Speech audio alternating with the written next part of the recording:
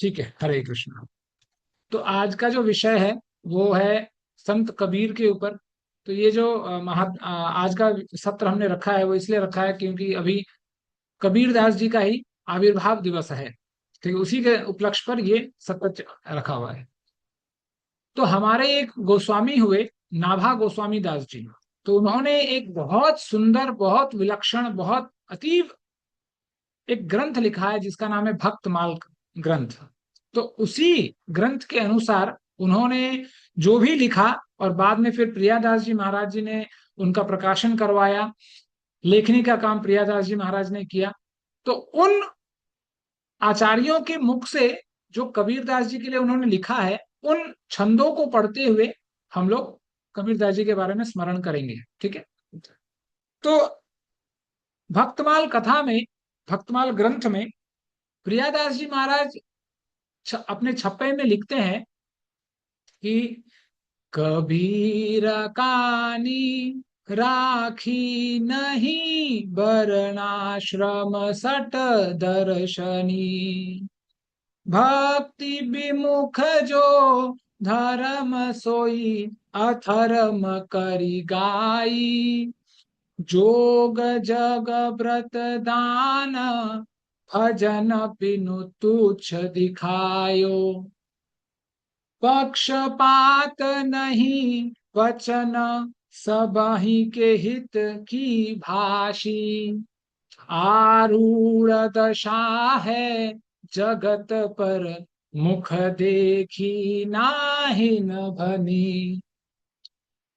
तो इस छप्पे में प्रियादास जी महाराज कहते हैं, बहुत सुंदर ये छप्पे है, जहां पर वो वर्णन करते हैं कि कबीरदास जी का चरित्र कैसा था। सबसे पहले वो कहते हैं, कबीर कानी राखी नहीं वर्णाश्रम शत दर्शनी। तो यहां पर कौन से वर्णाश्रम की बात कही जा रही है?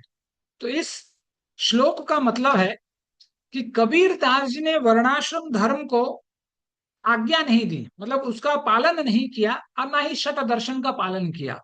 उनके हिसाब से ये सब बेकार था। लेकिन उसके बाद वो क्या कहते हैं?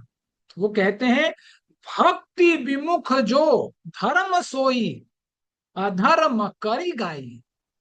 कि जो भी भक्ति विमुख होकर जो धर्म हम कर रहे हैं उसको उन्होंने अधर्म बताया।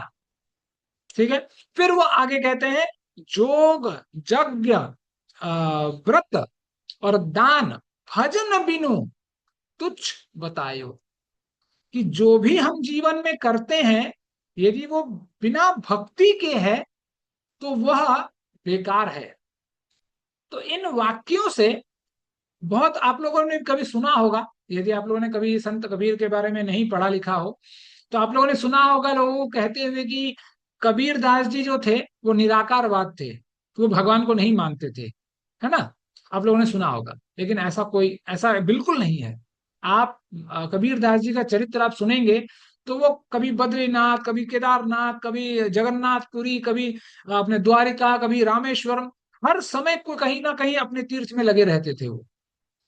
लेकिन जो जिस बात को वो यहाँ कह रहे हैं, वो आखिर बात क्या है? वो कह रहे हैं कि भक्ति विमुख जो धर्म सोई अधर्म करी गाई। जो धर्म हम भक्ति विमुख होकर करते हैं वो अधर्म के बराबर है। और आप देखेंगे तो हमारे गोस्वामी तुलसीदास जी ने भी इस बात का वर्णन किया है।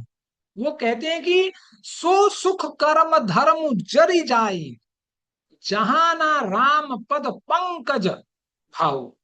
कि जहां पर श्री राम का चरण नहीं है, श्री राम के चरणों के प्रति भक्ति नहीं है, वो सुख कर्म धर्म सब जरी जाओ, मतलब जल जाने दीजिए, हमें ऐसा जरूरत नहीं है वहां। तो यहां पर जो छप्पे में जो लिखा गया है, जो जहां प्रियादास जी कह रहे हैं कि जोग जग व्रत दान भजन बिनु तुच्छ बताए। अब यहाँ कौन सा जोग? तो जोग का मतलब हम लोग ले लेते हैं क्या, कि भाई बस अब अलोम विलोम कपाल भारती कर लिया, जोग हो गया, हम लोग सब कुछ जानते हैं, हमें कुछ जानने की जरूरत नहीं। अरे, शारीरिक व्यायाम जो है वो जो योग का एक आनुषंगिक फल है। एक आनुषंगिक दृष्टांत है जो अपने शरीर को ठीक रखने के लिए, व्यवस्थित रखने के लिए लोग करते हैं। ठीक है, उससे ज्यादा कुछ नहीं।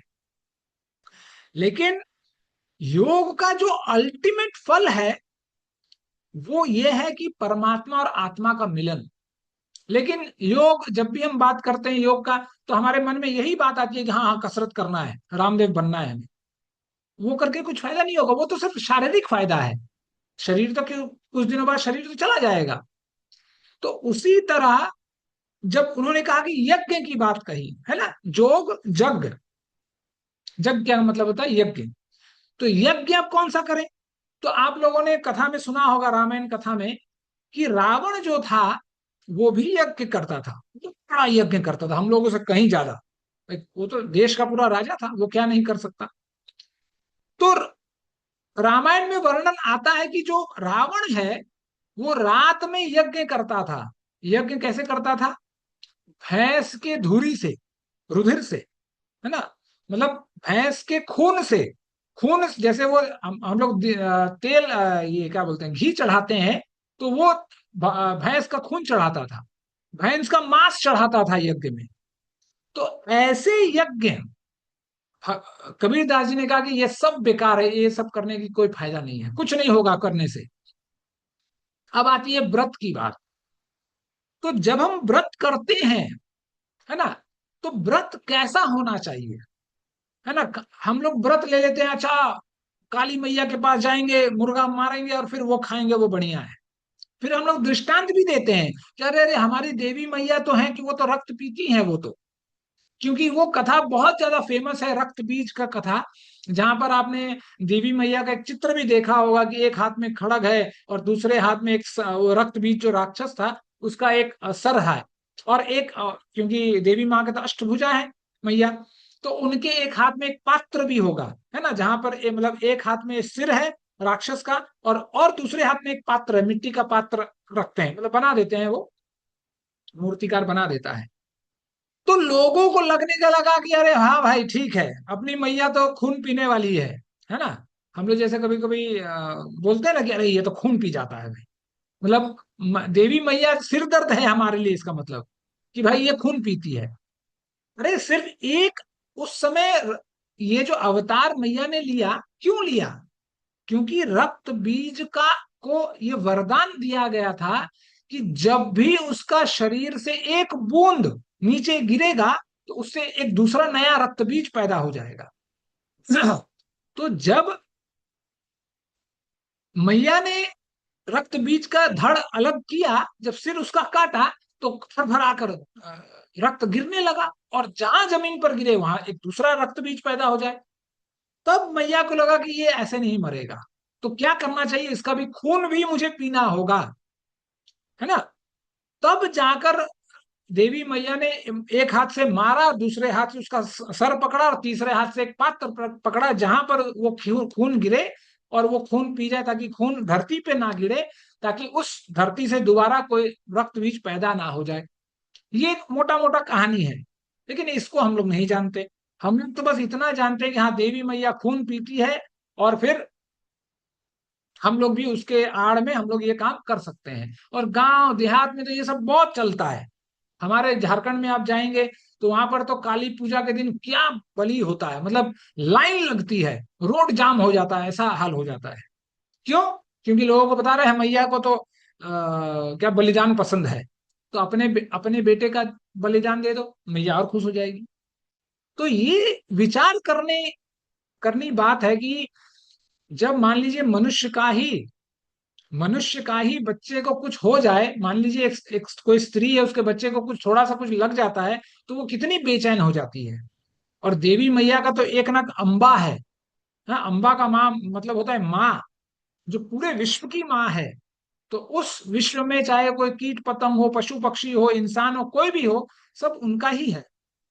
तो ये कैसे हो सकता है कि आप मतलब कुछ हमारे दूसरे धर्म भाई लोग तो कहते हैं कि एक बार में नहीं काटना चाहिए, थोड़ा सा काट के छोड़ दो, ताकि उसके शरीर में जो गर्मी है वो निकल जाएगा खून के साथ, तब तुम खाओगे तो कोई दिक्कत नहीं है। तो एक काम करो ना, अपने मैया का सिर थोड़ा सा रेत लो, और उसको आराम से बेडरूम में एसी लगा कर छोड़ दो, फिर पता चलेगा 10 मिनट में कि भाई कितना दर्द होता है, कि अच्छा होता, क्या गर्मी यहाँ निकलता है कि ठंडा निकलता है। एक बार अपने बच्चों के साथ करके देखिए, एक बार अपने परिवार वालों के साथ करके देखिए। लेकिन हम लोग उस बेजुबान जानवर के साथ करते हैं, जो मैं करने के अलावा, ची ची करने के अलावा कुछ नहीं कर सकता वो बेचारा। तो इस व्रत के बारे में कबीरदास जी ने कहा, तो इसीलिए उन्होंने कहा कि जोग यज्ञ व्रत दान भजन बिनु तुच्छ बताए। सो ये सब जो बातें थी, ये सब कटाक्षपूर्ण बातें थी। और आप कबीरदास जी के जितने भी बातें सुनेंगे, दोहे सुनेंगे, चौपाई सुनेंगे, वो सब कटाक्षपूर्ण ही है। तो जब ये सब चल रहा था, तो साकेत में श्री राम और सीता मैया में बातचीत हुई। एक बार सीता मैया श्री राम से पूछते हैं कि प्रभु आप क्या देख रहे हैं? मैं तो देख रही हूँ कि विश्व का हाल बहुत बुरा है, दिन पर दिन कुछ ना कुछ हुए जा रहा है, दिन पर दिन कुछ ना कुछ हुए जा रहा है। तो श्री राम बोलते हैं, वो बोलते हैं कि मैं भी देख रहा हूं, और मैं सोच रहा हूं कि अब तक जो हुआ वो उससे काम बना नहीं। क्यों? क्योंकि भगवान स्वयं इससे पहले, मतलब जब रामानंदी संप्रदाय, ये तो सब कलयुग की बातें हैं, तो इससे पहले मैं, उन्होंने कहा कि मैं स्वयं जाकर देख के आया, लेकिन फिर बात बिगड़ गया। भगवान कैसे आए? खुद शंकर भगवान शंकराचार्य बनकर आए, खुद नारायण भगवान ही बुद्ध अवतार के रूप में आए। लेकिन बुद्ध अवतार में आकर क्या हुआ? लोक शून्यवाद हो गया, वो कुछ नहीं है उन्होंने कह दिया। शंकराचार्य ने तो कम से कम निराकारवाद बोला था कि भाई भगवान का कोई रूप नहीं होता। लेकिन बुद्ध अवतार में तो बात ही बिगड़ गया कि भाई कुछ है ही नहीं। इसलिए इसलिए आप लोग पढ़े होंगे कि अष्ट वाक्य, एक अष्ट वाक्य के नाम से आता है, एट फोल्ड पाथ जिसको बोलते हैं। तो बुद्ध अवतार में भगवान ने अपने ही नियम बना दिए कि भाई कुछ नहीं है, ऐसा मत करो, ऐसा करो। ठीक है, अपने अपने कारण थे।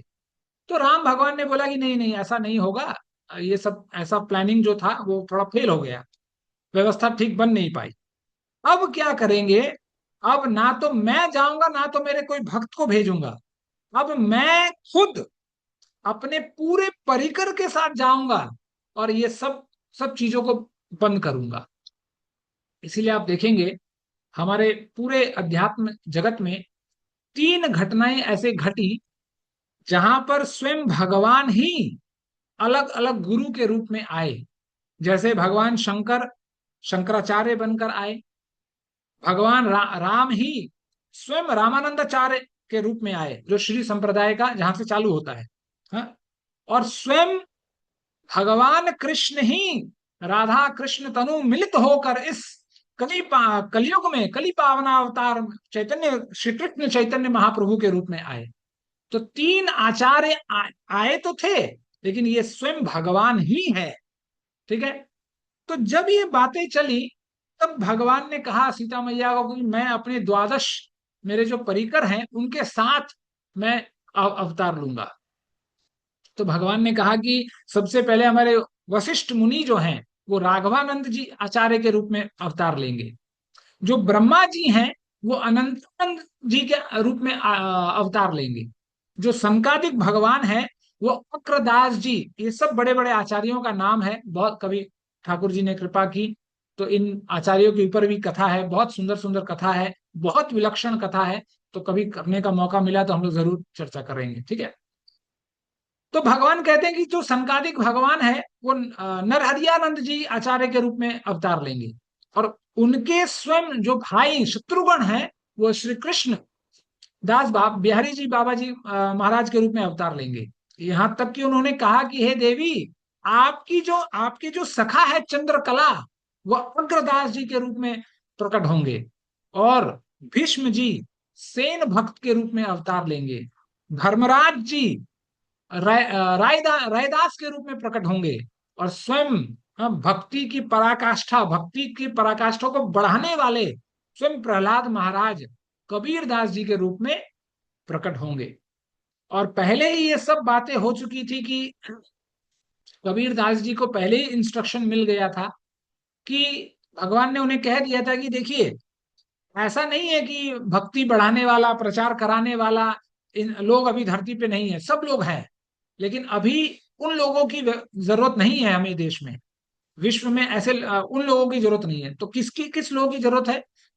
तो एक होता है विधि, जो बताएगा अच्छा भाई ये करो ये करो ये करो। एक होता है निषेध, कि ये नहीं करना है ना, ये नहीं करना है, इस बात को बताने वाला। तो मान लीजिए हमारे जीवन में कोई ऐसा आए जो हमें सुबह शाम ये बोलते रह गया है ये मत करो, ऐसा नहीं करना चाहिए, ये क्यों कर रहे हो। तो सोचिए हम उसको कितना खरा खोटा सुनाएंगे। हमारे मन में एक ही बात आएगा यार, जब आता है बस कुछ ना कुछ उल्टा ही बोलेगा, ये मत करो, ये मत सुनो, ये मत करो, ये ऐसा करो, है ना। खास करके जो जितने बहू लोग हैं घर में, वो लोग हमेशा सास के लिए ये बोलते हैं। हाँ, जब आती है ये मत करो, ऐसा नहीं करो, ऐसा नहीं करो, हम लोग कितना हम अजीब लगता है। तो ये जो अजीब वाली सेवा है, भगवान ने कबीर दास जी को दिया। क्यों? क्योंकि अजीब सेवा, जो कष्ट सेवा है, जो सब नहीं कर सकते, वो जो धुरंधर होता है उसी को दिया जाता है। तो इसीलिए प्रहलाद महाराज को ही ये सेवा दी गई कि भाई आप निषेध वाली भक्ति को आगे बढ़ाइए।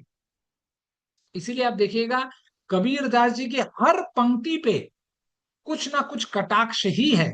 मतलब ऐसा समझ लीजिए कि उनका एक भी वाक्य ऐसा नहीं है जहां पर कुछ सही मायने में कुछ बोला जा रहा हो। मतलब हर जगह कुछ ना कुछ वो कटाक्षी कर रहे हैं। मतलब पूरा का पूरा स्टेटमेंट उनका आयरॉनिकल ही रहता है। तो इसीलिए वो जब आए तो उन्होंने, और उस समय सिर्फ हिंदू और मुसलमान थे बहुत ज्यादा समाज में, तो उन्होंने इन दो समाज के लिए बहुत ज्यादा बातें कही।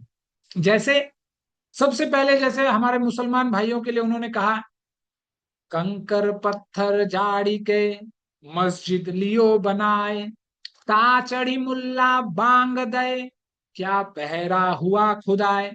तो वो कहते हैं कि भाई तुम मस्जिद के ऊपर चोंगा लगा लेते हो और खूब पता नहीं क्या अकबर अल्लाह करते हो, उससे भगवान क्या बहरा है?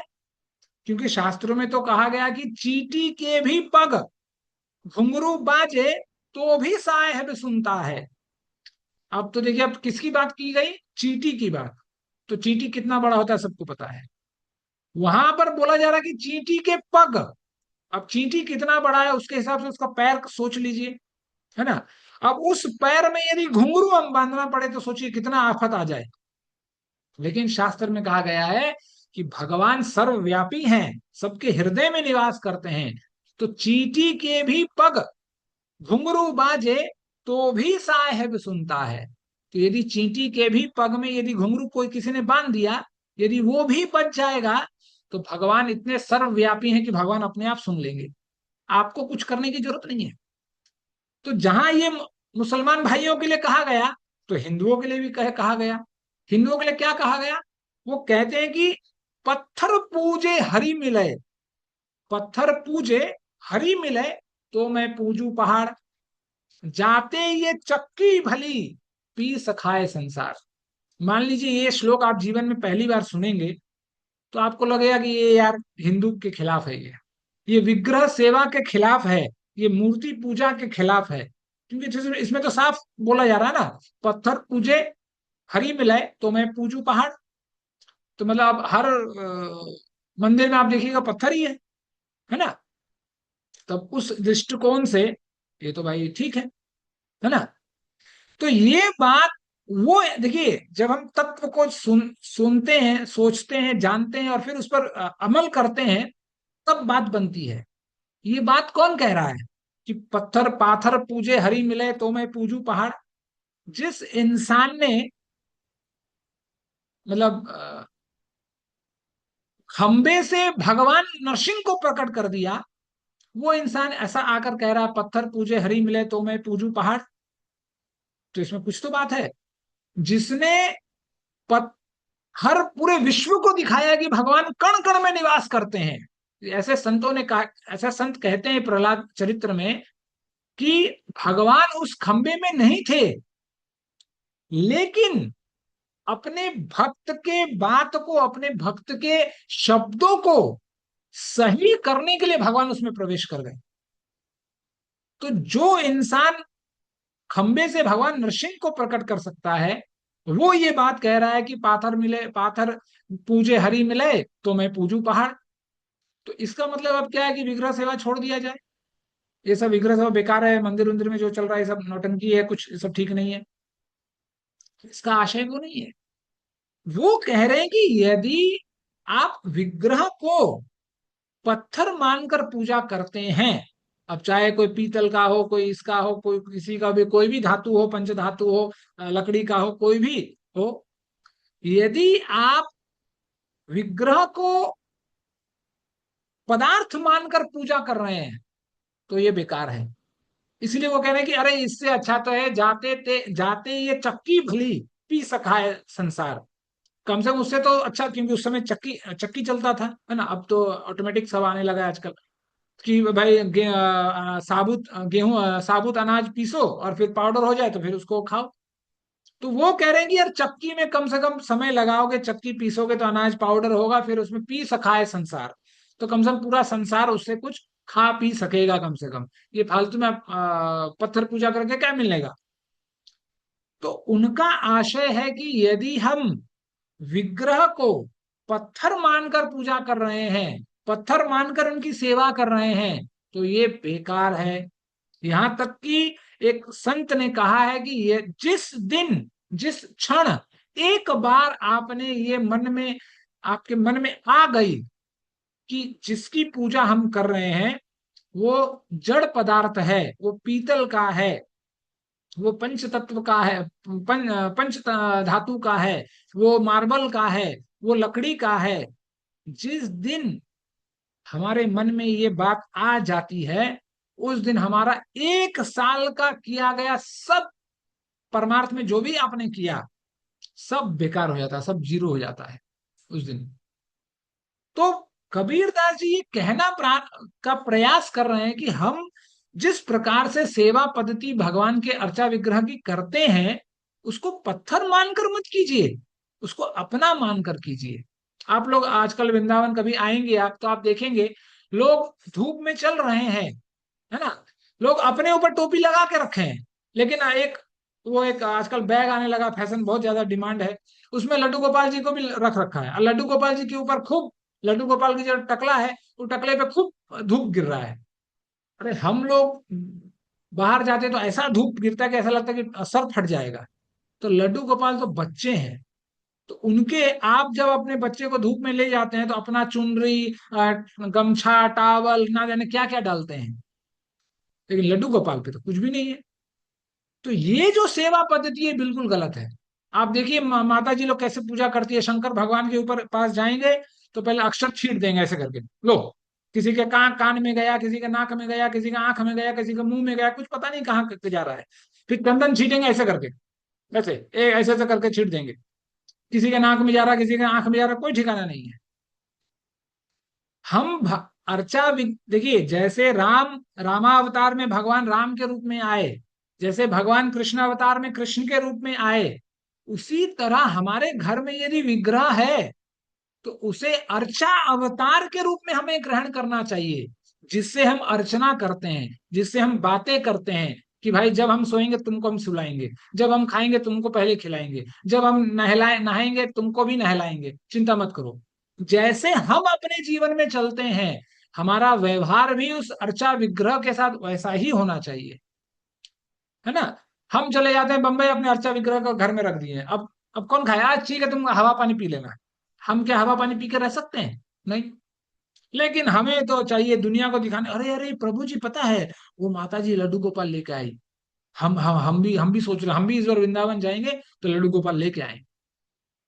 यही जीवन में जो सबसे बड़ी गलतफहमी है, और इसी बात पर कबीरदास जी ने ये कटाक्ष दिया है कि पत्थर पूजे हरि मिलाए तो मैं पूजू पहाड़, कि भाई तुम मार्बल में बना लोगे तो फिर हम भी ये कुछ कर लेंगे, ये पहाड़ पूजने लगेंगे तो भगवान जल्दी मिल जाएंगे। तो यही बात कबीरदास जी बता रहे हैं कि कबीरदास जी क्या कभी ऐसा अनुचित बात बोल सकते हैं कि विग्रह में भगवान नहीं है, विग्रह सेवा मत करो। जिसने खुद विग्रह स्वरूप खंबे से भगवान को अवतार प्रकट करवा दिया, यदि हमारा भगवान का स्वरूप बहुत सलोना बनाए, जैसे हम लोग मंदिरों में देखते हैं, तो उनमें भगवान क्यों नहीं प्रवेश कर सकते। इसलिए तो क्या बोलते हैं वो, एक प्राण प्रतिष्ठा होती है।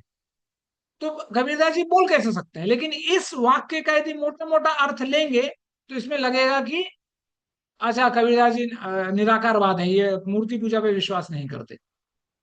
इसी तरह उन्होंने माला फेरने के ऊपर भी बोला।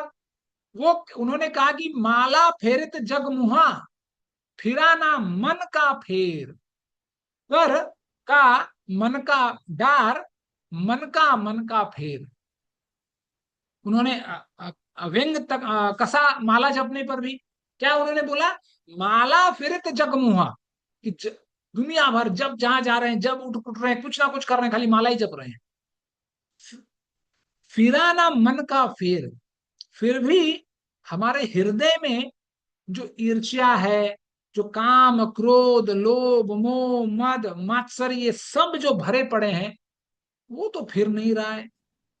हाँ, तो इसीलिए वो कह रहे हैं कि कर का, ये दो शब्द अलग अलग हैं, ठीक है ना। कर, कर का मतलब होता है हाथ।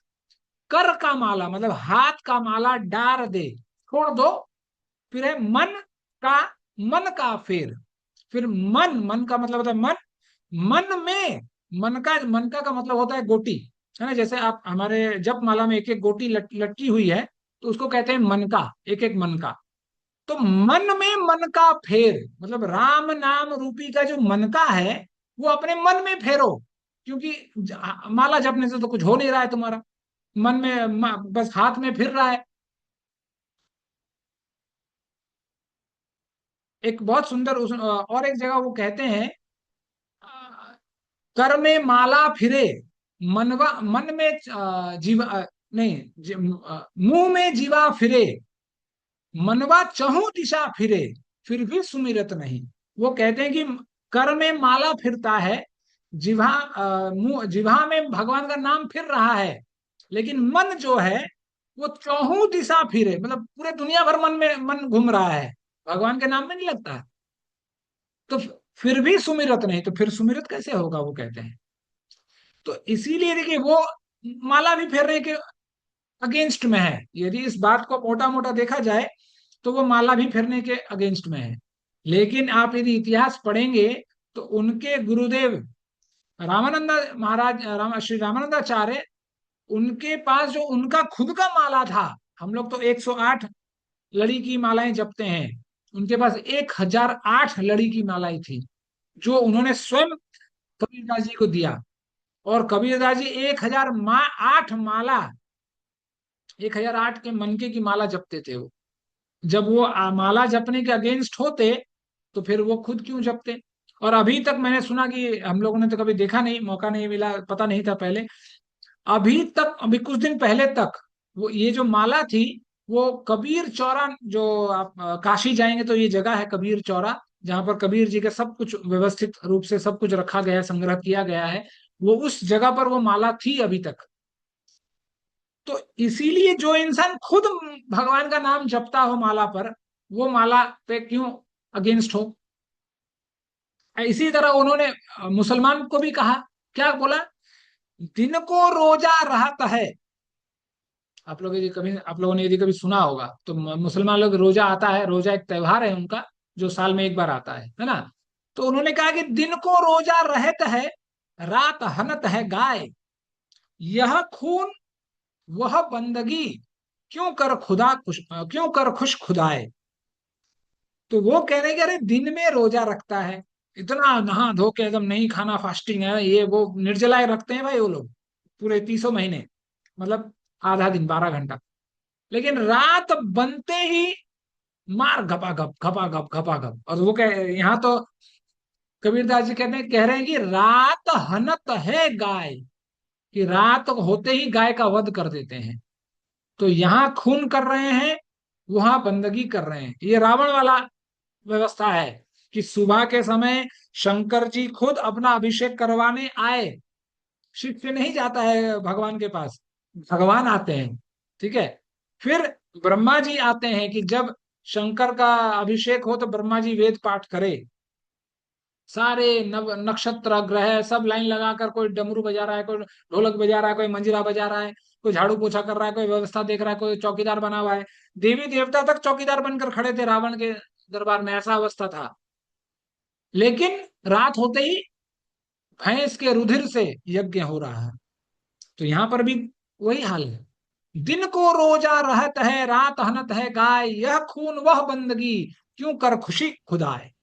अब बताओ यार, इस अवस्था में क्यों भगवान खुश होंगे, क्यों तुम्हारा खुदा खुश होगा कि एक तरफ तो तुम खूब बढ़िया व्यवस्था बनाते हो, दूसरी तरफ गाय का, जीव जंतु का गला काट देते हो।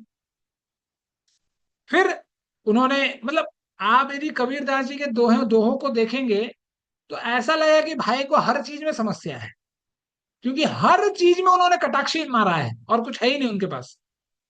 अब आ जाइए एकादशी पर, जो हम लोगों का फेवरेट टॉपिक है। बहुत सारी माताओं को बहुत सारा संशय होता है हमेशा एकादशी पर। तो बहुत अच्छा लगा सुनकर मुझे। ये हमने प्लस टू में पढ़ा था, प्लस टू में हमारे सिलेबस में था ये कविता। कबीरदास जी कहते हैं कि हिंदू व्रत एकादशी राखई, और दूध सिंघाड़ा सेती, अन्न को त्यागे मन नहीं हटके, पारण करे करत सगोती। वो कहते हैं कि हिंदू लोग व्रत एकादशी व्रत करते हैं, फिर दूध सिंघाड़ा सेती, मतलब एकादशी में और दूसरे दिनों में बस इतना ही अंतर होता है कि दूसरे दिनों में बेसन की पकौड़ी और एकादशी में कुट्टू और सिंघाड़ा की पकौड़ी, बस अंतर इतना ही है।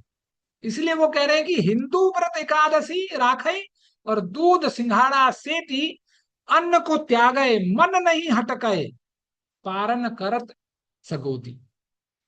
कि अन्न तो छोड़ देते हैं लेकिन मन उधर ही रहता है कि क्या रेसिपी बनना चाहिए, क्या बनना चाहिए, कैसे बनना चाहिए। आप कभी एनालाइज कीजिएगा कि एकादशी के पहले रात से ही हमारे मन में ये सब चलने लगता है, कल क्या बनाएं, क्या क्या डाल सकते हैं, पिछले बार क्या बनाया था, कल कुछ अलग बनाने से होगा, है ना।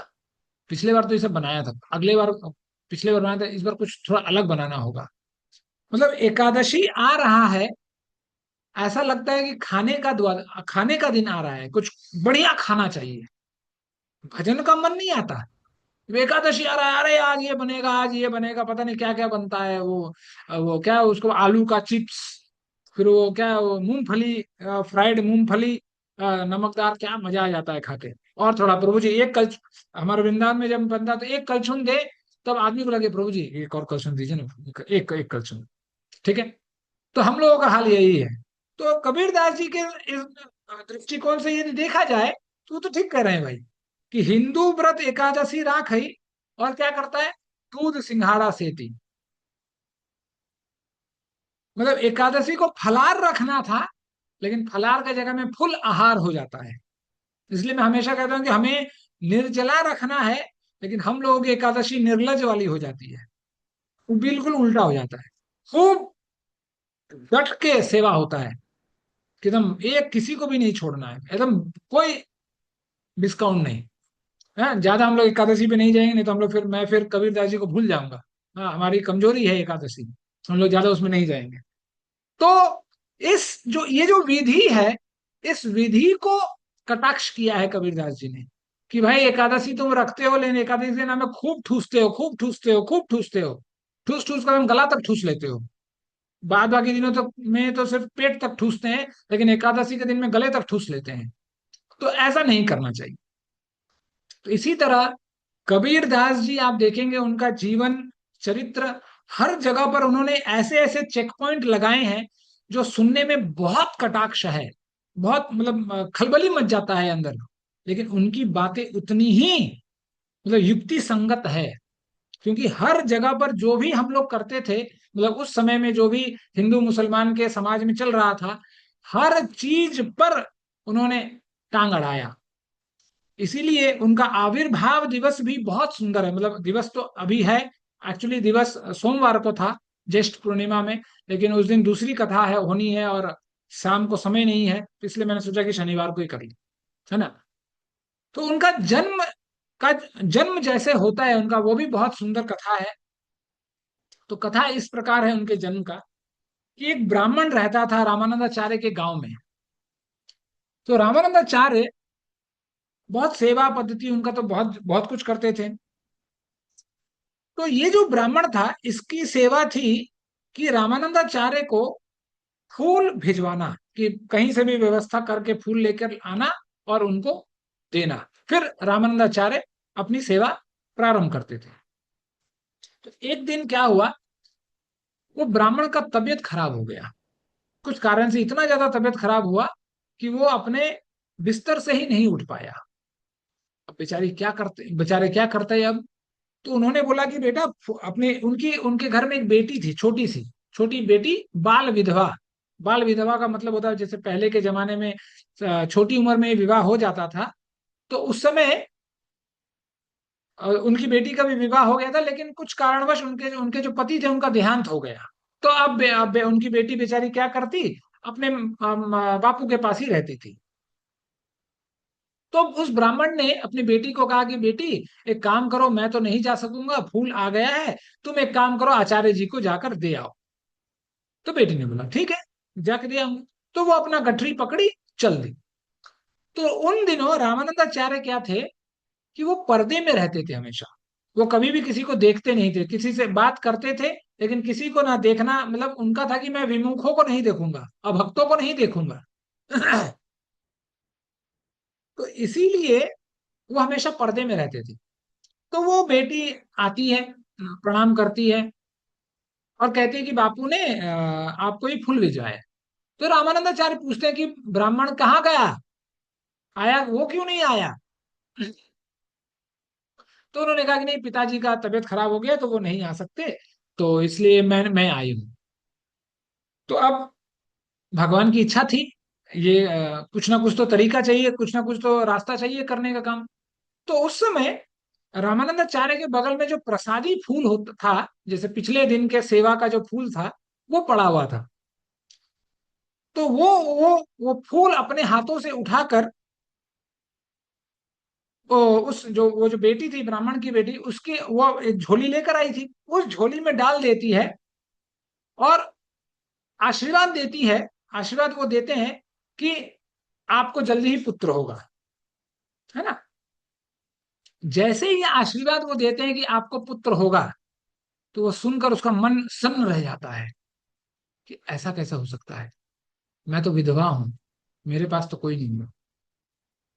तो बेटी बहुत रोती है उनके सामने में, हिचक हिचक कर बहुत रोती है। तो वो रामानंदाचार्य कहते हैं कि अरे बेटी, क्या हो गया, रो क्यों रही हो तुम।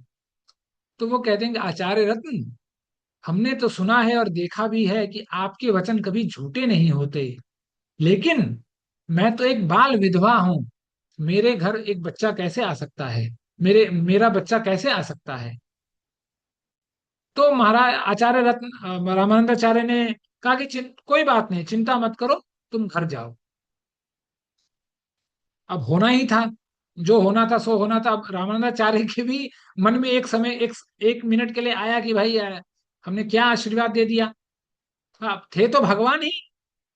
तो धीरे धीरे जब उस ब्राह्मण की बेटी अपने घर के तरफ चल रही थी, और वो जो फूलों का जो पोटली उसने पकड़ रखा था, जैसे जैसे वो आगे बढ़ती, वो फूलों की गठरी धीरे धीरे उसका वजन बढ़ जाता है।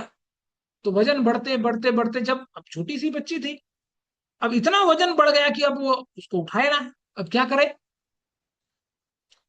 तो उसने सोचा कि नहीं यार, उसको देखते हैं क्या अचानक से क्या हो गया, अभी तो आचार्य रत्न के पास से लाई थी, अभी तक तो हल्का था, ठीक था, अभी अचानक से ऐसा क्या हो गया।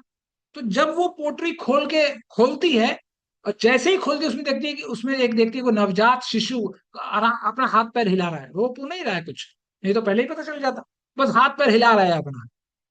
तो वो सुन के, देख के सन रह गई वो, कि अरे ये क्या हो गया। अब पहले समय की बात थी, अब तो मॉडर्न जमाना है ना। अब तो ऐसा हो गया कि औरतें ही टीवी पर, मीडिया पे कह रही हैं कि दो पुरुष और स्त्री के बीच में वो टेस्ट ड्राइव वाला संपर्क संबंध होना चाहिए, कि एक रात बिताया, मजा नहीं आया, ठीक है, मजा नहीं आया, ये इसका क्लच ठीक नहीं है, इसका गियर बॉक्स ठीक नहीं है, इसका स्टेयरिंग ठीक नहीं है, तो नेक्स्ट। एक स्त्री बोल रही है ना, मीडिया में, एकदम लाइव टीवी शो पर। आज का जमाना ऐसा है। लेकिन पहले के जमाने में वो बेटी बेचारी सोचने लगी कि अरे, हाँ, क्या समाज कहेगा, लोग क्या कहेंगे, ये बच्चे को मैं कैसे अपना पाऊंगी, क्या करूंगी क्या नहीं कर पाऊंगी, ये सब उधेड़ बुन में इतना वो उलझ गई। वो रोती, हम मतलब ना रोए ना रोए, कुछ उसको समझ में नहीं आ रहा कि अब क्या करें। अब बेटी, अब बच्चे को अब कहीं इधर उधर भी नहीं कर सकती, क्या करें। अब सोचते सोचते सोचते उसने कहा कि नहीं नहीं, ये समाज हमें जीने नहीं देगा, ये समाज कभी इसको स्वीकार नहीं करेगा, कुछ नहीं करेगा।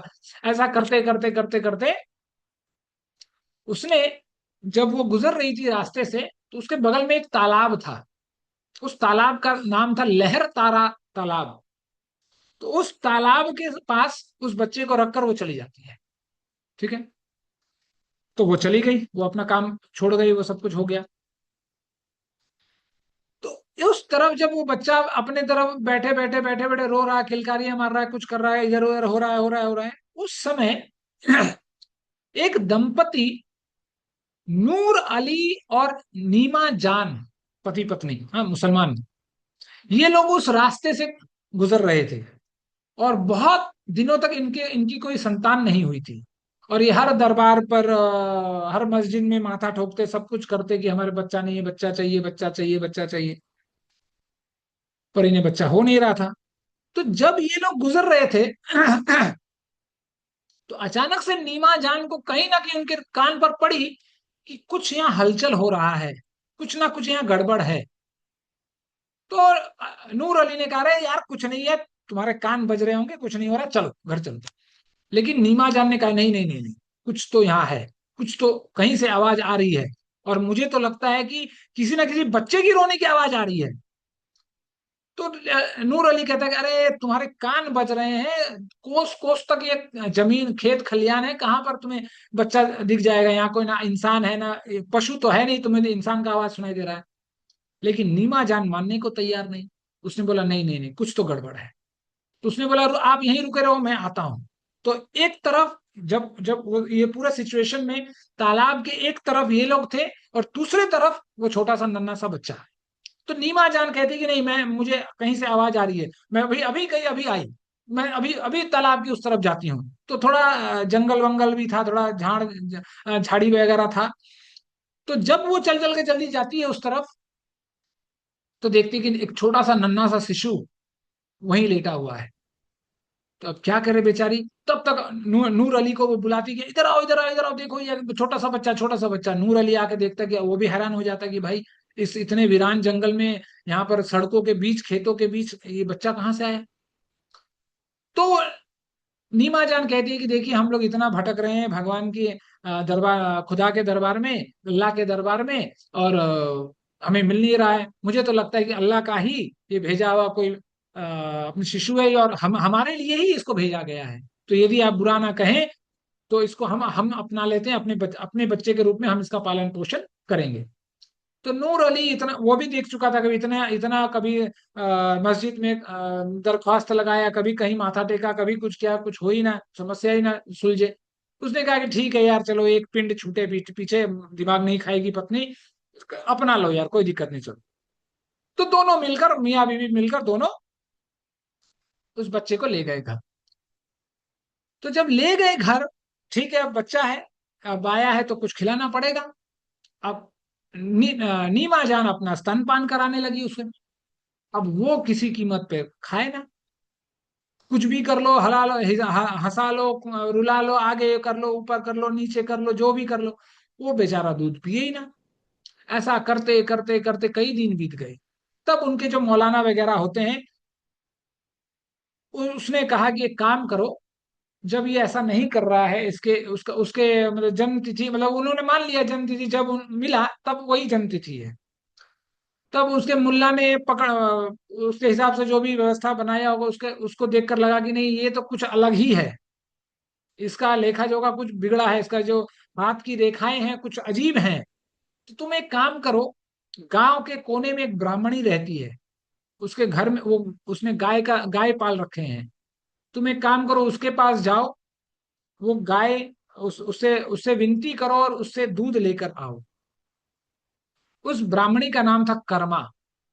तो पति पत्नी ने अब किया, बच्चे को खिलाना था कुछ।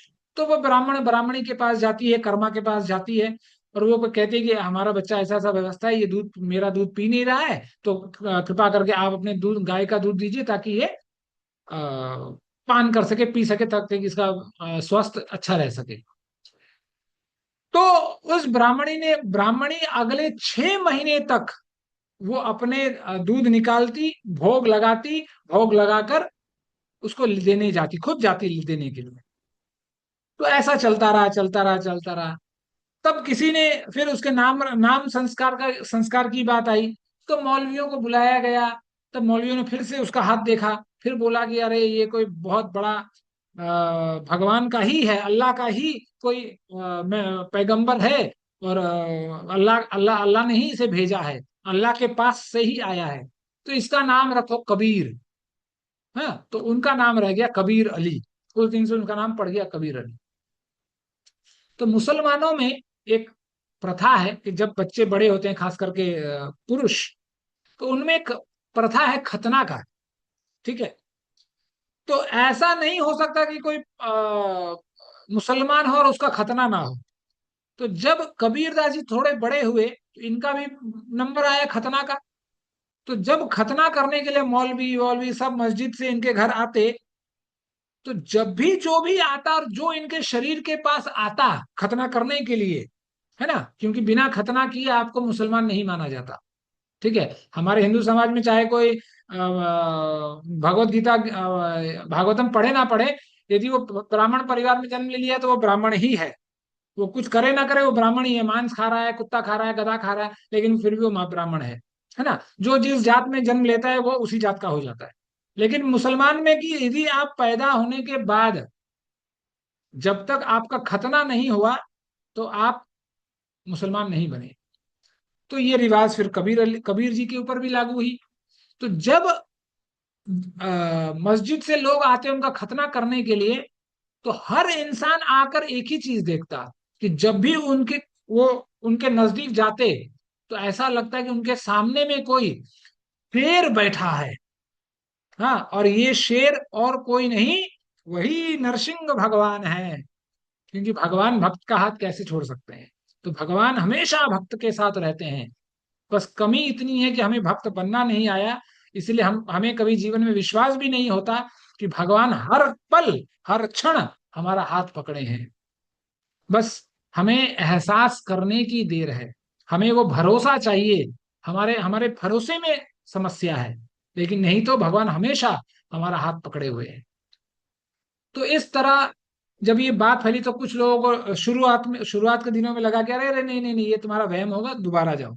तो उससे कोई बड़ा मौलवी गया, उससे बड़ा मौलवी, इस तरह 3-4 बार बातें हुई। लेकिन हर मौलवी जब वो आए और कबीरदास जी के पास जाने का प्रयास करे, तो उसको दिखे तो अरे यार कोई नरसिंह बैठा है, कोई शेर बैठा, खा जाएगा, खा जाएगा, भागो भागो भागो भागो। तो वो चले। क्योंकि ये तो हो गया, वो हमेशा चले गए। तो खतना वाला जो व्यवस्था है, तो किसी मौलवी ने अंत में कहा, जो बहुत बड़ा मौलवी था, उसने कहा कि ये मुझे लगता है ये पिछले जन्मों में बहुत बड़ा ब्राह्मण था, तो इसको ऐसे ही रहने दो जैसा है। क्योंकि मुझे लगता है ये भगवान अल्लाह का भेजा हुआ कोई फरियाद लेकर आया है, और भगवान के ही घर से आया है, तो इसको मत छुओ, जैसा है इसको ऐसे ही रहने दो। तो उसके माता पिता बोले ठीक है भाई, हमें क्या समस्या है। तो इसलिए हो गए। और कबीरदास जी हमेशा, मतलब कबीरदास जी का जो चरित्र था बचपन में, बिल्कुल चुपचाप, वही अपने प्रहलाद महाराज वाला। ना खेलना, ना कूदना, ना बातें करना, कुछ बोलना, कुछ नहीं। बस राम राम राम राम राम राम राम, और कोई बात नहीं। इसीलिए जैसे कहा गया ना, जो राममय हो जाते हैं, हाँ, राम राम रामेति रमे रामे मनोरमे, राम नाम शास्त्र तुल्यम राम नाम वरानने। जो राममय हो जाता है उसके जीवन में और क्या बच जाता है। हमारे जीवन में राम, हम जीवन में, अपने जीवन में राममय नहीं हो सके, इसीलिए उसकी चुगली करना, ये करना, वो देखना, अरे वो प्रसाद ले जा रहा है, ये कर रहा है, वो कर रहा है, बहुत कुछ, बाप रे बाप, इतना मंदिरों में चल रहा है, मत पूछिए क्यों। बस एक बात, क्योंकि हमारा जीवन, जो प्रभुपाद का जो लक्ष्य था, जो प्रभुपाद का जो विजन था, जिस जिस विजन के कारण प्रभुपाद ने ये संस्था गढ़ा, क्या, कृष्णमय होना, बस राममय होना, कृष्णा कॉन्शियसनेस अंग्रेजी में बोलते हैं। हमारा वो कॉन्शियसनेस ही नहीं है, इसलिए दुनिया भर के कॉन्शियसनेस दिमाग में भर पड़ा है कि कौन मंदिर से प्रसाद ले जा रहा है, कौन मंदिर में ठीक समय पे नहीं आता, कौन सब्जी कटिंग में फांकी मारता है। विभिन्न प्रकार के उलझन है, इतने उलझन है कि ऐसा लगता है कि हम ही शक्तिमान बनकर आए हैं सबको सुलझाने के लिए। इतने उलझन है जीवन में। लेकिन कबीरदास जी ऐसे नहीं थे, उनको मतलब ही नहीं था। चलो यार ठीक है, जो हो रहा है सो ठीक हो रहा है। इसीलिए कबीरदास जी ने बहुत सुंदर पद है गोस्वामी जी का। वो कहते हैं कि राम नाम को अंक है, सब साधन है शून। क्या बोलते हैं वो? राम नाम को अंक है, सब साधन शून। इसका मतलब क्या है कि राम नाम जो है वो अंक है। मान लीजिए आप 1 0 0 0 0 लिखते हैं तो 1 लाख बनता है ना। एक के सामने में 5 जीरो डाल देंगे तो पांच क्या ना 1 लाख बन जाता है। तो वो कह रहे कि इस 1 लाख में जो एक है वो राम नाम सो अंक है, सब साधन है शून्य, और बाद बाकी जो शून्य है वो सब साधन है। अंक गए कछु हाथ नहीं, अंक रहे 10 गुण। तो वो कह रहे हैं कि यदि वो अंक चला जाए, उसके बाद कितना भी जीरो रहेंगे कोई फर्क नहीं है, लेकिन वो अंक रहेगा। और 10 लाख में एक जीरो मान लीजिए चला भी जाए, 10 लाख से कम 1 लाख बन जाएगा, लेकिन रहेगा। क्यों? क्योंकि वो एक जो है, वो राम नाम जो है, वो हमारे जीवन में है। तो इसीलिए हमें अपने जीवन में राम नाम को अपने जीवन में ग्रहण करना है। वो हमें जप करने में, हमें अपने राम के कथाओं को सुनने में, कृष्ण कथा सुनने में हमें आनंद क्यों नहीं आता? क्योंकि अभी भी कहीं ना कहीं राममय, कृष्णमय होने से हम चूक गए हैं। नहीं तो ऐसा कैसे हो सकता है कि अपने प्रेमी का बात सुनने में आनंद नहीं आ रहा है? आप लोगों को आज जो कथा मैंने भेजी है उसमें आप सुनिए कथा क्या थी, और गोपियों ने घर जाकर क्या कथा सुनाई। यदि आप लोगों ने सुना होगा ध्यान से तो आपको पता चल गया होगा कि मैं क्या क्या कहना चाहता हूँ। यदि नहीं पता चला तो दोबारा सुनिए, ठीक है? क्या घटना घटी और उस घटना का वृतांत गोपियों ने कैसे सुनाया, बिल्कुल उल्टा ही कर दिया।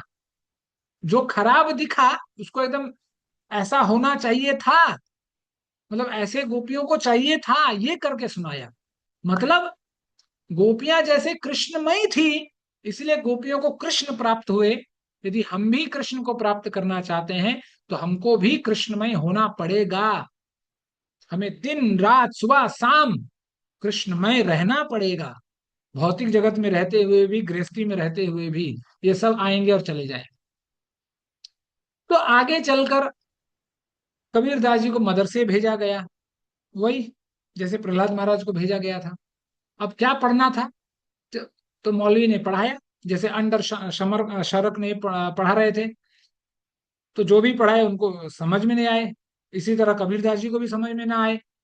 ये खुद राम राम राम राम दूसरों को पढ़ा कि भाई राम पढ़ो, राम पढ़ो, राम पढ़ो, राम पढ़ो, राम पढ़ो। तो जब मौलवियों को पता चला कि अरे ये दूसरों दुनिया को राम राम राम राम पढ़ा रहा है, ये तो हमारे मजहब में हराम है ये। तो बहुत बातें हुई, वो पूरे मदरसे के दीवारों पर राम राम राम राम लिख देते, सुबह शाम राम राम करते। उनके उनके बहकावे में आकर कुछ बच्चे भी राम राम करने लगे, जो प्रहलाद महाराज के साथ हुआ। तो मदरसे का जो मौलवी है, जो प्रिंसिपल है, वो नूर अली और नीमा जान के पास आकर कहे कि भाई आप अपने बच्चे को मत भेजिए, आपका बच्चा तो जाएगा जाएगा, हमें भी साथ ले जाएगा। भाई ये रहेगा तो ये तो बिगड़ा ही है, दूसरों को भी बिगाड़ देगा, तो ये हमें नहीं चाहिए। तो इस तरह उनका मदरसा जाना बंद हो गया।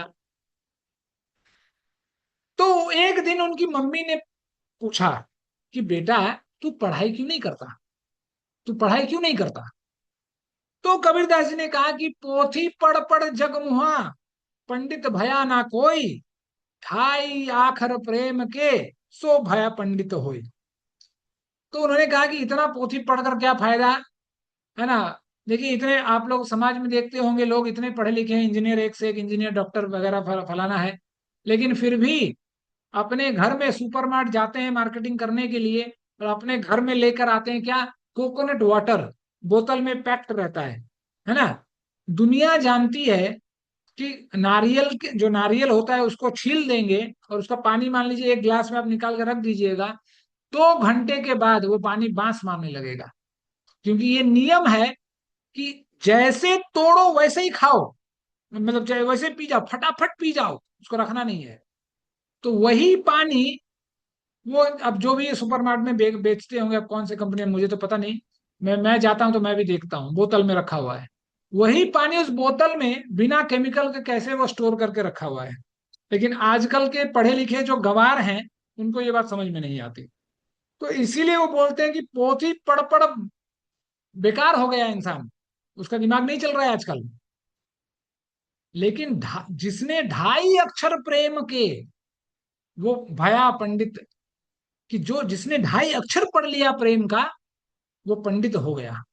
क्योंकि आत्मा को परमात्मा का जो मिलाने का जो तरीका है, वो यही प्रेम का ही पथ है। प्रेम के अलावा दूसरा कुछ और नहीं है। क्योंकि प्रेम से ही भगवान मिलते हैं। भगवान और किसी से कोई तरीका कोई साधन नहीं जिस साधन से हम भगवान को प्राप्त कर सके। तो इसीलिए वो कह रहे हैं कि 2.5 अक्षर प्रेम के, सो पढ़ा पंडित भाई। जो पढ़ लिया वो पंडित हो गया। मतलब जिसने प्रेम पा गए, वो परमात्मा को भी पा गया। इसलिए शायद प्रेम का भी पहला अक्षर प है और परमात्मा की भी पहला अक्षर प ही है। तो उन्होंने कहा कि भाई अब मम्मी भी परेशान, माता जी भी परेशान, नीमा जान की भाई हर बात में जवाब दे देता है, समझ में नहीं आता क्या है इसके दिमाग में चल रहा है। तो इसीलिए एक बहुत अच्छा संतों ने बहुत एक अच्छा दृष्टांत देते हैं कि एक खास करके पढ़े लिखे लोगों के लिए। वो कहते हैं कि एक बार ऐसा हुआ, एक बहुत बड़ा लड़का एक अमेरिका से पढ़कर आया, लंदन से है, आया तो उसका गांव क्या था, अब देश में आया तो देश ही था। तो उसको नदी पार करना था। तो वो थोड़ा धाक दिखाने लगे, होता ना कि जब हम लोग थोड़ा डिग्री वगैरह कर लेते हैं, जैसे 16 माला जब कर लेते हैं, मान लीजिए दीक्षा हो गया, तो थोड़ा धाक जमाते हैं, दीक्षा हो गया, थोड़ा दिखाने का प्रयास करते हैं, 3 माला जब कर, 3 माला पहने हैं, 3 राउंड, ठीक है, थोड़ा देख के बात करना मुझसे, हाँ। तो जैसे होता है ना कि अपना थोड़ा क्या बोलते हैं उसको, एटीट्यूड दिखाने का प्रयास करते हैं। तो वो भी सोचा कि चलो यार थोड़ा इस केवट के सामने थोड़ा झाड़ा जाए, थोड़ा दिखाया जाए कि भाई हम भी कुछ है, हम भी अमेरिका से आए हैं, थोड़ा है ना, उसको बात हजम कैसे हो जब तक बताया नहीं जाए कि हम अमेरिका से आए हैं, है ना। तो उसने कहा कि अच्छा भाई एक बात बताओ यार, तुमने भूगोल पढ़ा है क्या? उसने बोला ये कौन से जानवर का नाम है? तो उसने बोला अरे भूगोल किसी जानवर का नाम नहीं है। भूगोल का मतलब होता है ये पृथ्वी कैसे चलती है। तो उसने बोला कि भैया हम तो ये नौका चलाते हैं, हमको तो बस इतना ही पता है कि ये नौका कैसे चलता है, उससे ज्यादा कुछ नहीं पता है। तो उसने बोला कि अरे यार क्या करें इसको। फिर उसने बोला अच्छा ठीक है, काम करो, तुम इतिहास जानते हो क्या? फिर पूछा कि अब इतिहास किसका नाम है? तो फिर सॉरी, जब हो गया तो वो पढ़े लिखे वाला इंसान जो वो कहता है कि अरे तुम्हें भूगोल नहीं पता, तुमने अपने जीवन का एक हिस्सा गवा दिया। तो नौका वाला आदमी बोला ठीक है अब गया तो सो गया, अब क्या कर सकते हैं, अब जो हो गया सो हो गया। तो फिर दोबारा उसने पूछा कि अच्छा एक बात बताइए, बताओ कि तुम्हें इतिहास आता है? उसने बोला कि इतिहास नहीं आता हमको। तो उसने बोला कि तुम्हारा जीवन का 2 हिस्सा बर्बाद हो गया। तो उसने बोला ठीक है अब गया सो गया, अब क्या कर सकते हैं। तो अच्छा ये बताओ कि तुम्हें गणित आती है क्या? तो नौके वाले ने बोला नहीं हमको गणित तो आती नहीं। तो उसने कहा कि तो फिर पैसा कैसे गिनते हो? देखिए अरे वो आना दो आना, हम गंवार है, आना दो आना देख देख के पहचान गए, तो हमें पता चल जाता है कि कौन सा आना है कौन सा आधा आना है, सब देख के पता चल जाता है, उससे ज्यादा हमको हमको कुछ नहीं आता। तो उसने कहा कि तुम्हारे जीवन का 3 हिस्सा भी बर्बाद हो गया। तो उसने बोला ठीक है अब गया तो गया, अब क्या कर सकते हैं। तो उसने कहा, तो इस जब अब नदी पे ही थी, नाव नाव नाव चल रही थी। तो जब नाव चलते चलते चलते चलते अचानक से, ये बातें चल रही थी, बातें हो रही थी, अचानक से आंधी आने लगती है, तूफान आने लगता है, एकदम पानी इधर से उधर होने लगता है और नौका टलमल टलमल होने लगता है। तो अब केवट पूछता है कि अच्छा बाबूजी ये बताइए आपको तैरना आता है क्या? तो अरे हमको तैरना नहीं आता, हम तो लंदन में बड़े हुए पढ़े लिखे, हमको तैरना वैरना नहीं आता, ये सब काम हम नहीं करते। तो उसने कहा कि आपको यदि तैरना नहीं आता, तो मैंने तो अपना जीवन का 3 हिस्सा गवाया, लेकिन आप अपने जीवन का चारों हिस्सा आपने गवा दिया, ये कहकर केवट अपना लंगोटिया बांधता है और फट से पानी में कूद जाता है और तैर कर उतर जाता है, बाहर निकल जाता है, और फिर बवंडर मचती है और वो नौका उलट जाता है और वो आदमी पढ़े लिखे इंसान का हरिबोल हो जाता है। तो यही होता है, जो जरूरत से ज्यादा पढ़ लिख लेते हैं उनके साथ यही गड़बड़ी हो जाती है। इसलिए गोस्वामी जी तो ग्रंथ में ये भी कहते हैं कि जो जरूरत से ज्यादा पढ़ाई लिखाई कर लेता है वो भक्ति नहीं कर पाता है, क्योंकि जरूरत से ज्यादा पढ़ेगा तो उसके मन में उलझने पैदा होने लगेंगे और वो उलझने में ही उसका जीवन निकल जाएगा, बुढ़ापा निकल जाएगा। तो इस तरह प्रेम ही है जो हमें भगवान तक पहुंचा सकता है, दूसरा और कोई तरीका नहीं। तो फिर अब जब कबीरदास जी पढ़ाई लिखाई नहीं करे तब क्या क्या करें? अब तो कोई उपाय समझ में नहीं आ रहा माँ बाप को। अब पिताजी ने कहा कि ठीक है, नूर अली ने कहा कि अब पढ़ाई लिखाई नहीं कर रहा तो एक काम करो, इसको अपने व्यापार में ही लगा लो, अपना बिजनेस ही करवा लो इसको। तो ठीक है भाई, बिजनेस करने लगा वो। अब ये नूर अली और नीमा जान जो थे, ये लोग जुलोहा का काम करते थे। जुलोहा का मतलब है कपड़े बिनने वाला काम, है ना। तो पिता दिखाए कि बेटा ऐसा काम होता है, ऐसा होता है, ऐसा होता है, ऐसा होता है, ऐसा होता है। तो वो जब कपड़ा बिने, जैसे जैसे कपड़े में क्या होता है, रेशम होती है, तो बहुत सारे रेशम आपस में मिलते हैं तब जाके कपड़ा बनता है। यदि आपने कभी देखा हो तो कि कपड़ा कैसे बनता है। एक मशीन होता है, उसको आगे पीछे करते हैं तो रेशम में रेशम, रेशम में रेशम उलझता अरे मैंने देखा है। है ना। कभी बनारस जाएंगे तो आप देख सकते हैं, बनारस में एक जगह है जहाँ पर बुद्ध लोगों का बहुत बड़ा मंदिर उंदिर वगैरह है। सारनाथ, सारनाथ बोल के एक जगह है, तो वहां पर आप देख सकते हैं। ऐसे बहुत जगहों पर है। आप लोग मायापुर जाइएगा, क्या बोलते हैं, नवद्वीप में बहुत जगहों पर है, घर घर में ये व्यवस्था रखी गई है, लोग ऐसा ही अपना जीवन यापन करते हैं। तो कबीरदास जी जब ये काम करे, देखिए उनके पिता भी वही काम कर रहे थे और कबीरदास भी वही करे। तो जब कबीरदास जी ये देखे, ये तरीका जो प्रोसेस है, जब ये देखे कि जब वो मशीन आगे पीछे करते हैं तो सुई में सुई गुथ जाता है, तो मतलब हर जगह सूत ही सूत है।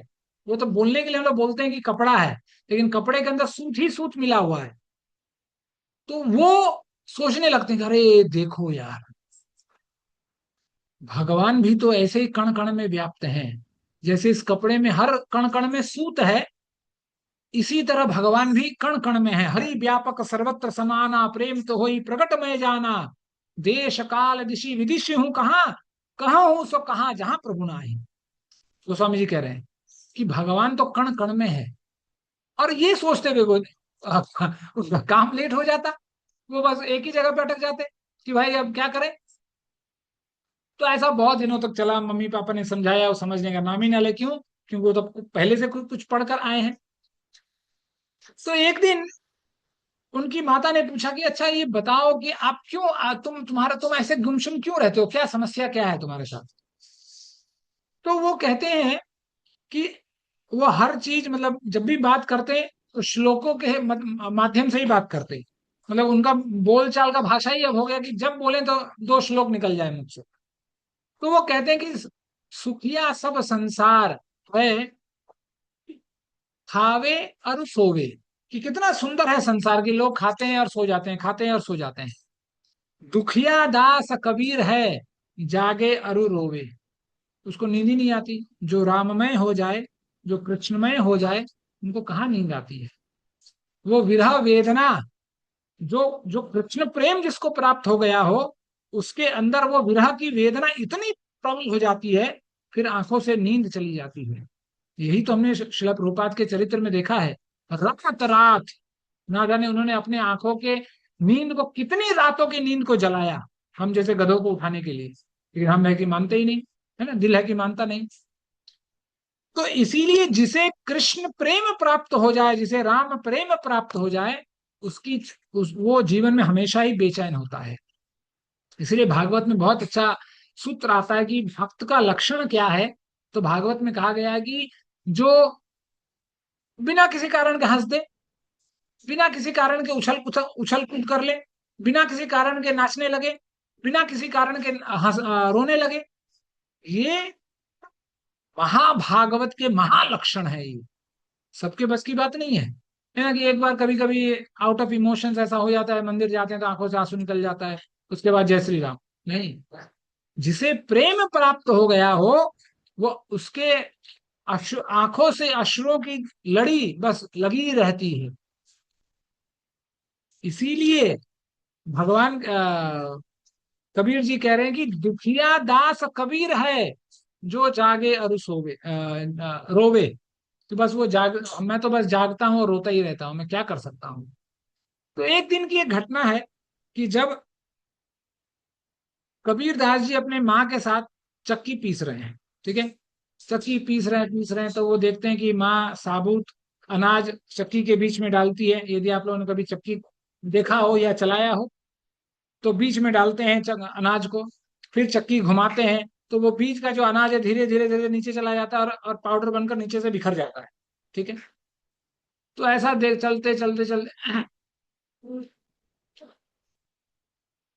तो उस चक्की को देखकर कबीरदास जी कहते हैं, चलती चक्की देख के दिया कबीरा रोए, दुई पाटन के बीच में साबुत बचाना कोई। उन्होंने श्लोक ही गढ़ दिया। अब माँ को तो समझ नहीं आई, माँ को तो इतना ही पता है भाई अनाज डालेंगे और पाउडर होके निकल जाएगा। तो उन्होंने कहा कि चलती चक्की देख के दिया कबीरा रोए, दुई पाटन के बीच में साबुत बचाना कोई। कि ये जो चक्की है, चक्की में हम जैसे जीव, चक्की क्या है, चक्की के जो दो पार्ट है, यही दो पार्ट जन्म और मृत्यु का पार्ट है, जो जिसके चक्कर में हम आ रहे हैं और पिस जाते हैं, आते हैं और पिस जाते हैं। तो उन्होंने कहा कि इस पार्ट में हम आ रहे हैं, जा रहे हैं और पिस जा रहे हैं। तो उन्होंने पूछा कि अच्छा माँ एक बात बताओ, तो इसमें ऐसा कोई दाना है, इसमें कोई अनाज है जो साबुत बच जाए? तो माँ ने बोला हाँ हाँ हाँ, ये बात मुझे समझ में आई, क्योंकि श्लोक वगैरह तो उसको समझ में आते नहीं थे। तो उन्होंने दिखाया हाँ हाँ साबुत बच जाते हैं। कौन से साबुत? तो उन्होंने बोला कि पार्ट, चक्की का पार्ट, ऊपर वाला पार्ट हटाया, तो उन्होंने देखा कि जो अनाज, जो कील थी, जिस कील पर चक्की चलती है, उस कील को जो जिस पार्ट ने जिस अनाज ने पकड़ रखा था, वो अनाज जैसे का त्यों था। तो जब उनको ये बात दिखा, उनको जब उनको समझ में आया, अपने आप वो समझ गए, क्योंकि अब भक्त है, भागवत है, कि नहीं, इस जन्म मृत्यु के चक्कर पाटों के बीच में यदि हर वो इंसान जो गुरु चरण रूपी कील को पकड़ लेगा, वो तर जाएगा, वो साबुत एज इट इज रह जाएगा, उसको जन्म मृत्यु का चक्कर कुछ बना नहीं, कुछ बिगाड़ नहीं पाएगा। तो इसी पर बहुत सुंदर एक गीत ही उन्होंने लिख दिया। अब गीत के बोल क्या है, वो कहने लगे, कुछ लेना न देना मगन रहना, कुछ लेना न देना मगन रहना, पांच तत्व का बना है पिंजरा, भीतर बोल रही मैना। इस गीत के हर बोल को सुनिए, कितना सुंदर गीत है जो कबीरदास जी ने कहा। वो कहते हैं कि पांच तत्व का बना है पिंजरा, भीतर बोल रही मैना, गहरी नदियां नाव पुरानी, केवटिया से मिल रहना, कहे कबीरा सुनो रे भाई, प्रभु के चरण लिपट रहना, कुछ लेना न देना मगन रहना, कुछ लेना न देना मगन रहना। मतलब इस पूरे पांच छह लाइनों में कबीर दास जी ने पूरे अध्यात्म को निचोड़ कर रख दिया है। वो कहते हैं कि गहरी नदियां नाव पुरानी, ये नदी क्या है? ये नदी और कुछ नहीं, जन्म मृत्यु के भवसागर है। इसलिए वो कहते हैं कि गहरी नदियां, जैसे समुद्र गहरा होता है, ये जन्म मृत्यु का जो चक्कर है बहुत गहरा है।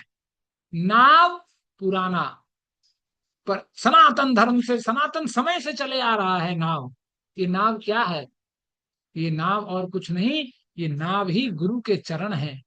जिसने गुरु के चरण को पकड़ लिया, जिसने गुरु के आदेशों को पकड़ लिया, वो भवसागर, क्योंकि केवटिया जो है, हाँ, केवट जो नाव चला रहा है, गुरु जो इस पूरे अध्यात्म जगत को चला रहा है, इसीलिए केवट से मिल रहना, गुरु से मिल के रहो, गुरु के आदेशों का पालन करो। वो कहते हैं कि प्रभु के चरण में लिपट रहना, कि प्रभु के चरणों को पकड़ के रखो। जो ऐसा कर लेगा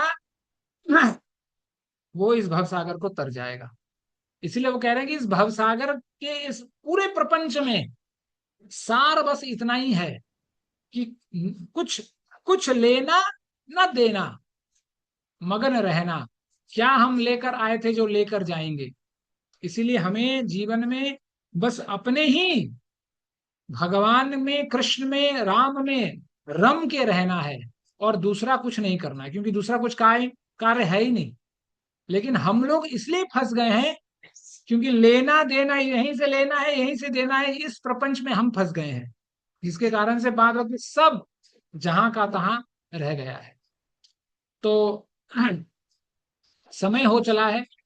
कबीरदास जी के बहुत सारे चरित्र हैं, तो यदि कभी मौका मिला तो हम लोग पार्ट 2 कर लेंगे, ताकि कबीरदास जी के जो चरित्र हैं उन चरित्रों पर और मतलब इतना है कि और 1 घंटा क्लास हो उस पर। ठीक है, तो समय हो गया है, मैंने थोड़ा उसी का समय लिया था। कुछ समय हम लोग यदि किसी को प्रश्न उत्तर हो उसमें हम लोग ले लेंगे, अन्यथा हम लोग दूसरे सत्र में हम लोग बाद बाकी जो भी हम लोग ने छोड़ा है अभी, उस सत्र में बाद बाकी का चरित्र हम लोग कबीरदास जी के बारे में सुनेंगे। ठीक है।